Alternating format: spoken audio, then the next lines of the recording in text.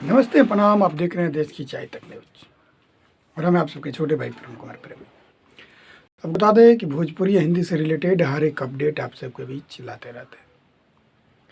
तो मेरे देश की चाय तक चैनल को सब्सक्राइब नहीं किया, सब्सक्राइब कर लीजिए और बेल आइकन दबा दीजिए ताकि हर किस्म आपके पास पहुंचे। और आज बात करने वाले हैं भोजपुरी के बहुत बड़े स्टार यानी पावर स्टार पवन सिंह जी के बारे में।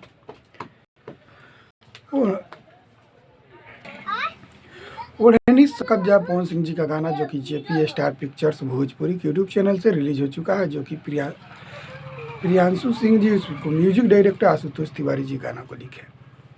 ओढ़नी सरकत जा आपको बता दें कि सपना चौहान जी जो गाना को वीडियो में फ्यूचर दिया है, बहुत ज़बरदस्त गाना है। JP star pictures Bhojpuri YouTube channel के मालिक, बहुत बड़ा योगदान बहुत बड़े प्लेटफॉर्म से रिलीज किया गया है। आपको बता दें कि गाना बहुत ज़बरदस्त है। वहीं पवन सिंह और शिवानी सिंह जी के साथ में डुएट गाना है। वॉइस की बात करें तो वॉइस बहुत ज़बरदस्त है।